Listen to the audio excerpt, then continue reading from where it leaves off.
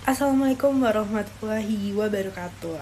Untuk yang kami hormati, Ibu Julianti Raharjo selaku dosen pengampu mata kuliah AKM 1 dan juga teman-teman sekalian yang kami sayangi. Di sini izinkan kami dari grup E untuk mempresentasikan terkait materi dari CH11 yaitu depreciations, impairments, dan depletions.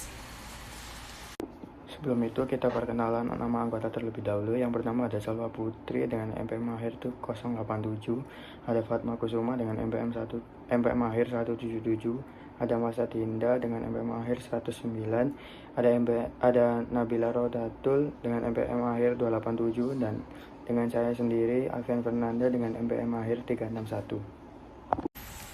Assalamualaikum warahmatullahi wabarakatuh. Kembali lagi dengan saya Fatma Kusuma Dewi dengan NPM akhir 177. Di sini saya akan mempresentasikan terkait depreciations, a method of cost allocation. Baik, depreciations, a method of cost allocation.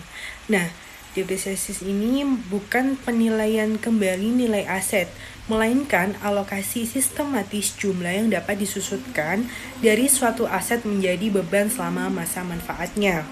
Nah, tujuan dari depresiasi itu apa aja sih? Yang pertama, tujuannya itu untuk menyesuaikan biaya aset dengan pendapatan atau matching cost with revenue.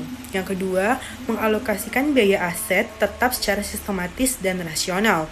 Yang terakhir yaitu untuk menunjukkan penggunaan manfaat ekonomis aset selama masa manfaatnya. Nah, masuk ke poin pertama yaitu ada faktor-faktor dalam proses depresiasi.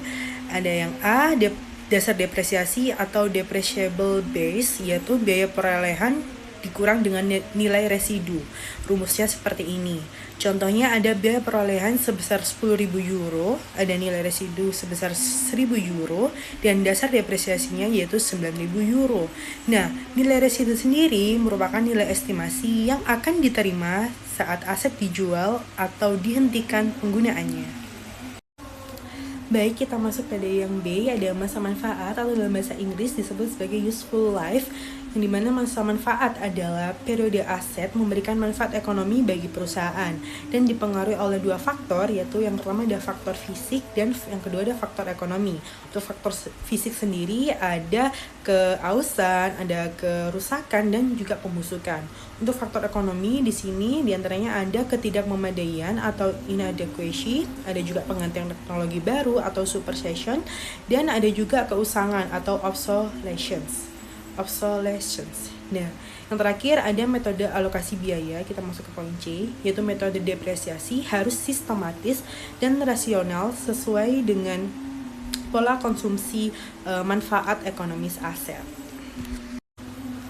Baik, kita masuk ke pembahasan kedua, ada metode-metode depresiasi. A, ada metode aktivitas atau dalam bahasa Inggris disebut dengan activity methods or units of production, di mana depresiasi dihitung berdasarkan penggunaan atau produktivitas aset seperti jam kerja atau jumlah unit produksi, yang dimana rumusnya yaitu buka kurung biaya perolehan dikurangi dengan nilai residu tutup kurung lalu dikali dengan jam tahun ini yang dibagi dengan total estimasi jam, dan kelebihannya yaitu cocok jika manfaat aset ini tuh tergantung tingkat penggunaan. Kekurangannya yaitu tidak cocok jika penurunan manfaat lebih karena waktu. Berikutnya ada metode garis lurus yang B, yaitu atau dalam bahasa Inggris disebut dengan straight line method, yang dimana depresiasi dianggap sebagai fungsi waktu bukan penggunaan. Rumusnya yaitu buka kurung biaya perolehan dikurang dengan nilai residu tutup kurung lalu dibagi dengan masa manfaat. Kelebihannya itu sederhana dan juga beban depresiasi sama untuk setiap tahunnya.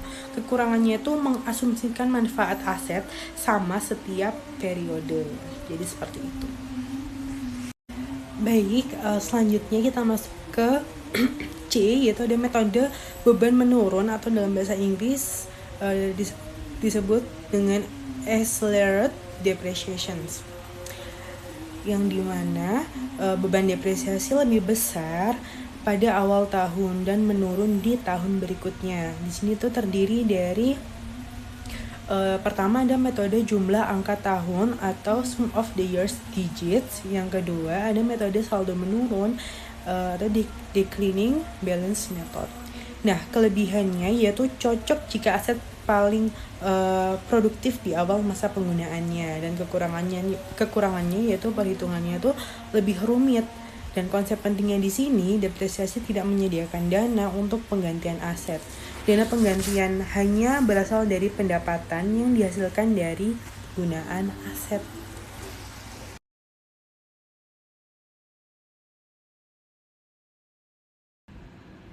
Nah, di sini saya akan menjelaskan tentang other depreciation issue. Jadi yang pertama yaitu penyusutan komponen. Penyusutan komponen adalah metode penyusutan yang diwajibkan oleh IFRS di mana setiap bagian dari aset tetap seperti properti, pabrik, dan juga peralatan yang nilainya signifikan terhadap total biaya aset itu harus disusutkan secara terpisah.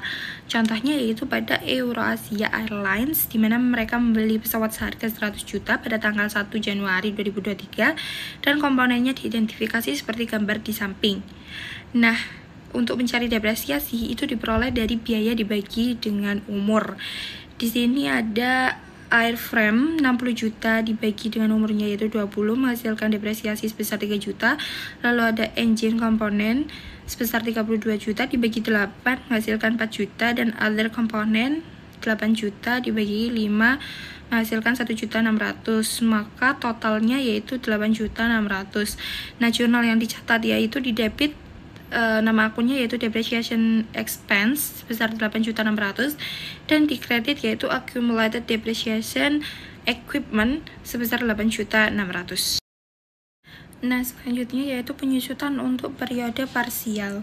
Penyusutan periode parsial itu terjadi ketika perusahaan membeli atau menjual aset tidak tepat pada awal atau akhir periode fiskal. Dalam kondisi ini, penyusutan itu harus dihitung secara proporsional sesuai dengan lamanya aset dimiliki dalam periode tersebut. Nah, untuk cara perhitungannya yaitu yang pertama menentukan penyusutan penuh untuk 1 tahun, dan yang kedua mengkalikan dengan fraksi waktu kepemilikan dalam tahun tersebut. Contohnya yaitu pada Steltex membeli mesin seharga 45.000 tanpa nilai sisa dengan umur 5 tahun pada tanggal 10 Juni 2022, tahun fiskal itu berakhir tanggal 31 Desember. Nah, untuk penyusutan penuh per tahunnya itu didapat dengan rumus 45.000 dibagi dengan 5 dari soal tadi sehingga menghasilkan 9.000. Lalu untuk penyusutan tahun pertama yaitu parsial 6 bulan 2/3 bulan sama dengan 6/2/3 per 12 dikalikan dengan 9.000 sehingga menghasilkan 5.000. Bisa dilihat di tabel di samping, dan perhitungan parsial ini dilakukan dengan cara membagi setiap tahun penuh ke dalam 2 bagian periode parsial yang tumpang tindih. Nah, selanjutnya yaitu penyusutan dan penggantian aset tetap. Ada kesalahpahaman umum bahwa penyusutan itu menyediakan dana untuk penggantian aset tetap. Kenyataannya, penyusutan itu tidak menghasilkan arus kas keluar dan tidak menyediakan dana penggantian aset secara langsung. Nah, penyusutan itu adalah beban non-kas dan dia itu mengurangi laba bersih, tetapi dia tidak melibatkan pengeluaran uang tunai pada saat dicatat. Lalu dana untuk mengganti aset itu berasal dari pendapatan yang dihasilkan dari penggunaan aset tersebut. Dan yang terakhir yaitu tanpa pendapatan tidak ada pemasukan kas sehingga tidak ada dana penggantian yang terbentuk. Seperti contohnya yaitu pada perusahaan di mana memulai operasional dengan aset senilai 500.000, umur 5 tahun, ekuitas sebesar 500.000, dan jika perusahaan tidak menghasilkan pendapatan sama sekali maka diperoleh tabel seperti berikut di samping ini. Nah, jika dilihat dari tabel tersebut, maka setelah 5 tahun aset sama dengan 0, ekuitas 0, tidak ada dana yang tersisa untuk penggantian, sehingga kesimpulannya yaitu dana penggantian aset itu berasal dari pendapatan yang dihasilkan melalui penggunaan aset, bukan dari beban penyusutan itu sendiri. Nah, selanjutnya di sini saya akan menjelaskan tentang revisi tarif penyusutan. Revisi tarif penyusutan itu dilakukan ketika estimasi awal mengenai umur manfaat atau nilai residu aset berubah selama masa penggunaan aset. IFRS mewajibkan perusahaan meninjau ulang estimasi ini setiap tahun. Kenapa? Ada 3 alasan, yaitu yang pertama, kerusakan fisik yang tidak terduga, yaitu umur manfaat berkurang. Lalu yang kedua, keusangan teknologi, yaitu umur manfaat berkurang. Dan yang terakhir, yaitu perbaikan prosedur perawatan atau pengembangan baru, yaitu umur manfaat bertambah. Prinsip utama yaitu revisi dilakukan secara prospektif ke depan, bukan retroaktif. Tidak ada penyesuaian atas laporan keuangan periode sebelumnya. Perubahan diperlakukan sebagai bagian wajar dari proses estimasi. Dan rumus setelah revisi yaitu penyusutan mendatang sama dengan nilai buku tersisa dibagi sisa umur manfaat. Sebagai contoh yaitu perusahaan Nestle membeli mesin seharga 90.000 dengan estimasi umur 20 tahun. Setelah 10 tahun, diperkirakan mesin akan digunakan 20 tahun lagi, total menjadi 30 tahun. Lalu diperolehlah tabel seperti gambar di samping, yaitu penyusutan yang dicatat 1/20 dikalikan CHF 90.000 menghasilkan per tahun sebesar 4.500 dan 10 tahun 45.000. Lalu penyusutan yang seharusnya 1/30 dikalikan CHF 90.000 maka per tahun menghasilkan 3.000 dan 10 tahun menghasilkan 30.000. Lalu kelebihan penyusutan yang dicatat per tahun 1.500 dan 10 tahun 15.000. Nah, perhitungan penyusutan untuk yang ke depan yaitu nilai mesin sejumlah CHF 90.000, lalu kurang akumulasi penyusutan sejumlah 45.000. Lalu nilai buku akhir tahun sebesar CHF 45.000 untuk tahun ke-10 dan penyusutan mendatang CHF 45.000 dibagi dengan 20 tahun sisanya menghasilkan CHF 2.250 per tahun. Maka jurnal yang dicatat setiap tahun setelah revisi, debit nama akunnya yaitu depreciation expense sebesar 2.250 dan kredit nama akunnya yaitu accumulated depreciation machinery sebesar 2.250.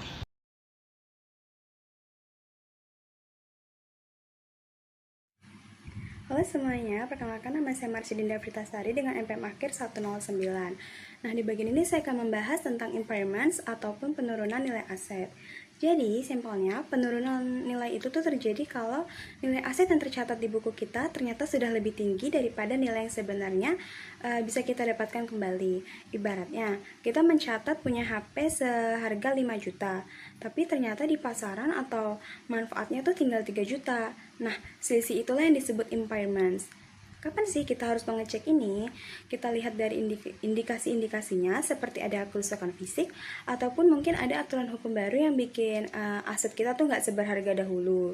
Nah, untuk menghitungnya, kita cari dulu nilai terpulihkannya. Kita pilih mana yang paling menguntungkan antara harga jual neto ataupun nilai pakainya. Lalu, kalau sudah ketemu, tinggal kita kurangi nilai buku dikurangi nilai terpulihkan tadi. Itulah rugi yang harus kita akui. Nah, setelah kita tahu ada kerugian, gimana sih cara mencatatnya? Jadi, kita masukkan ke laporan laba rugi sebagai kerugian, dan di sisi lain kita kurangi nilai asetnya. Biasanya lewat akun akumulasi penyusutan. Tapi tenang, penurunan nilai ini tuh nggak selalu permanen, karena kalau di tahun depan kondisi ekonomi membaik, atau asetnya tiba-tiba jadi berharga lagi, kita boleh tuh melakukan pemulihan atau reversal. Tapi ada batasnya ya, nggak boleh asal naik. Maksimal hanya sebesar nilai buku aslinya kalau seandainya dulu tuh nggak ada penurunan nilai. Terakhir di slide ini ada Cash Generating Unit atau CGU. Kadang ada aset yang nggak bisa menghasilkan uang sendirian, harus bareng-bareng sama aset lain, misalnya mesin dalam satu lini produksi. Kalau gitu, kita hitung penurunan nilainya tuh per kelompok unit tersebut. Karena kalau ada yang rugi, yang pertama kali kita korbankan atau hapus adalah nilai goodwill-nya, baru ke aset lainnya.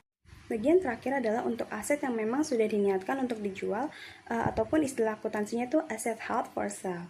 Perlakuan akuntansinya sedikit beda nih, karena tujuannya mau dijual, maka pengukurannya harus pakai nilai yang paling rendah antara nilai buku atau harga jual netonya. Dan poin yang paling penting, karena aset ini tinggal nunggu laku dijual dan nggak dipakai lagi buat operasional, maka penyusutannya dihentikan. Nah, kenapa sih kita harus repot-repot melakukan ini? Tujuannya tuh supaya laporan keuangan perusahaan jujur dan realistis. Jadi, pembaca laporan keuangan tahu nilai aset tersebut berdasarkan nilai likuidasinya, bukan nilai lama yang sudah nggak relevan lagi. Baik, materi selanjutnya yaitu depletion. Pengertian depletion. Depletion adalah proses alokasi biaya perolehan sumber daya alam seperti minyak, gas, mineral, ke beban selama periode eksploitasi. Sumber daya alam bersifat wasting aset atau aset yang habis terambil. Materi selanjutnya yaitu jenis pengeluaran dalam penambangan. Ada 3 jenis pengeluaran yang perlu dilakukan secara akuntansi. Yang pertama, jenis biaya pra-eksplorasi, penjelasan biaya sebelum memperoleh hak legal untuk eksplorasi, misal uji seismik. perlakuan akuntansi dibebankan sebagai biaya saat terjadi expense. Lalu ada eksplorasi dan evaluasi, penjelasan biaya perolehan hak, studi geologi, pengeboran, eksplorasi, dan lain-lain. Perlakuan akuntansi bisa dilakukan atau dikapitalisasi fleksibel sesuai FIRS. Lalu ada penjelasan pengembangan, yaitu biaya setelah kelayakan teknis dan komersial terbukti, termasuk biaya berwujud peralatan dan tak berwujud seperti terowongan dan sumur. Perlakuan akuntansi, peralatan yang biasa dipindah, depresiasi terpisah, peralatan tetap, dan biaya tak terwujud seperti bagian dari basis depresi. Selanjutnya ada materi perdebatan full cost vs successful effort. Yang pertama, full cost konsep, yaitu biaya sumur kering dari hole ikut dikapitalisasi karena dianggap bagian dari biaya menemukan sumur yang menguntungkan. Lalu ada successful effort konsep, yaitu hanya biaya sumur yang berhasil menemukan cadangan yang dikapitalisasi. Sumur kering dibebankan sebagai biaya periode berjalan. FIRS memberikan fleksibilitas kepada perusahaan untuk memilih salah satunya. Lalu materi selanjutnya ada perhitungan depresi dan perubahan estimasi cadangan. Yang pertama, rumus perhitungan depresi, yaitu tarif depresi per unit sama dengan total biaya dikurangi nilai residu dibagi total estimasi unit yang tersedia. Lalu ada perubahan estimasi cadangan. Jika estimasi cadangan berubah, misal karena teknologi baru atau informasi tambahan, yang pertama revisi tarif depresi secara perspektif ke depan. Lalu yang kedua ada sisa biaya dibagi dengan estimasi cadangan baru. Materi selanjutnya yaitu dividen likuidasi. Jika perusahaan hanya memiliki satu aset utama tambang dan tidak akan membeli tambang baru, dividen yang dibayarkan melebihi laba ditahan disebut dividen likuidasi atau pengembalian modal. Perlakuan bagian dividen yang merupakan pengembalian modal didebit ke share premium agio saham, bukan ke laba ditahan.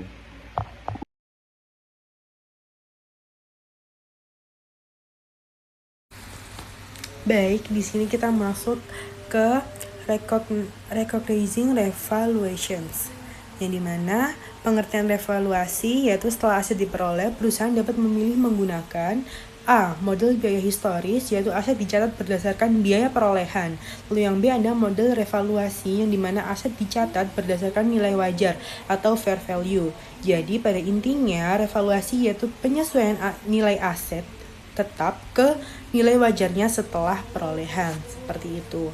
Nah, tujuan dari revaluasi di sini yaitu yang pertama dia menunjukkan nilai aset yang lebih relevan, lalu menyajikan laporan posisi keuangan yang lebih akurat dan juga menyesuaikan carrying amount dengan nilai wajar atau fair value.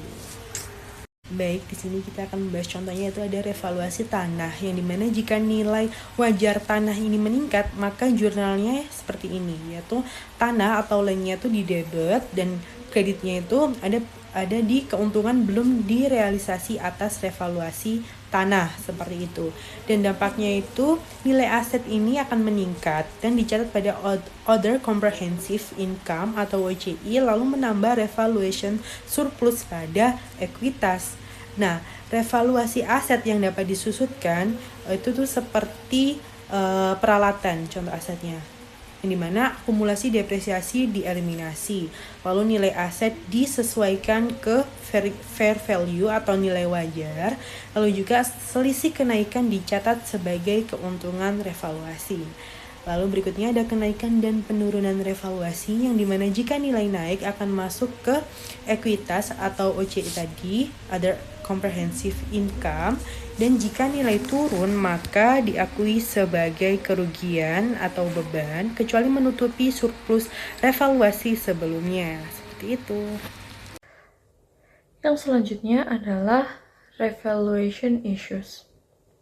Jadi, pengguna akuntansi revaluasi bukanlah pilihan. Artinya, suatu perusahaan dapat memilih untuk hanya menilai satu kelas aset saja, misalnya bangunan. Ketika suatu perusahaan itu memilih untuk merevaluasi bangunan, maka dia tidak bisa melakukan revaluasi pada aset lain seperti tanah maupun peralatan. Namun, jika ia hanya memilih bangunan, maka revaluasi tersebut berlaku untuk semua aset dalam kelas bangunan. Selanjutnya, perusahaan yang menggunakan akuntansi revaluasi harus berupaya semaksimal mungkin untuk selalu memperbarui nilai aset. Karena aset itu mengalami perubahan harga yang cepat yang harus dievaluasi setiap tahun. Selanjutnya, nilai wajar aset tetap biasanya ditentukan melalui penilaian. Ada tambahan sedikit, yaitu sebagian perusahaan besar tidak menggunakan akuntansi revaluasi. Itu dikarenakan biaya yang besar dan berkelanjutan terkait dengan penilaian untuk menentukan nilai wajarnya. Selain itu juga, keuntungan yang terkait dengan revaluasi di biaya historisnya itu tidak dilaporkan dalam laba bersih, melainkan ke dalam ekuitas. Dan kerugian yang terkait dengan revaluasi di bawah biaya historis itu akan mengurangi laba. Selain itu juga, untuk aset yang dapat disusutkan, beban penyusutan yang lebih tinggi terkait dengan aset yang direvaluasi juga akan mengurangi laba bersih. Dan ada presentation and analysis. Yang pertama ada presentation of property, plant, equipment, and mineral research. Perusahaan harus mengungkapkan dasar penilaian menggunakan biaya historis untuk properti, pabrik, peralatan, dan sumber daya mineral beserta jaminan, hak gadai, dan komitmen lain yang terkait dengan aset-aset tersebut. Selain itu, perusahaan tidak boleh mengimbangi kewajiban apapun yang dijamin oleh properti, pabrik, peralatan, serta sumber daya mineral dan aset-aset ini. Sebaliknya, kewajiban harus dilaporkan di bagian kewajiban. Selanjutnya, perusahaan harus memisahkan properti, pabrik, dan peralatan yang tidak digunakan sebagai aset penghasil dalam bisnis dari aset yang digunakan dalam operasi. Selanjutnya, saat aset didepresiasi harus dicatat sebagai akun akumulasi depresiasi di bagian kredit agar pengguna laporan keuangan dapat melihat biaya asli dari aset dan jumlah depresiasi yang dibebankan perusahaan sebagai beban di tahun-tahun sebelumnya. Selanjutnya, ketika sumber daya mineral menipis, beberapa perusahaan akan menggunakan akun penyusutan akumulasi. Namun, banyak yang langsung mengkreditkan akun sumber daya mineral tersebut. Alasan untuk pendekatan ini adalah sumber daya mineral secara fisik dikonsumsi, sehingga pengurangan langsung biaya sumber daya mineral tersebut menjadi tepat. Untuk menganalisis penggunaan properti, plant, pabrik, digunakan 3 aktivitas untuk mengukurnya. Yang pertama, ada perputaran aset. Nah, perputaran aset ini membagi penjualan bersih dengan rata-rata total aset selama periode tersebut. Dan hasilnya, angka tersebut merupakan nilai penjualan dalam dolar yang dihasilkan dari setiap dolar untuk diinvestasikan dalam aset. Yang kedua, ada margin keuntungan atas penjualan. Ukuran lain untuk menganalisis penggunaan properti, pabrik, dan peralatan yaitu ini margin laba atas penjualan. Nah, jadi ini tuh dihitung sebagai laba bersih yang dibagi dengan penjualan bersih. Nah, rasio ini itu dengan sendirinya tidak menjawab pertanyaan mengenai seberapa menguntungkan perusahaan menggunakan asetnya, tetapi dengan menghubungkan margin laba atas penjualan dengan perputaran aset selama periode tertentu, kita bisa memastikan seberapa menguntungkan perusahaan menggunakan aset selama periode waktu tertentu dalam ukuran return on asset. Yang selanjutnya ada pengembalian aset. Pengembalian aset itu dapat dihitung secara langsung dengan membagi laba bersih dengan rata-rata total aset. Baik, sekian presentasi dari kelompok kami. Apabila ada salah kalimat atau kata, mohon dimaafkan. Sekian, terima kasih. Wassalamualaikum warahmatullahi wabarakatuh.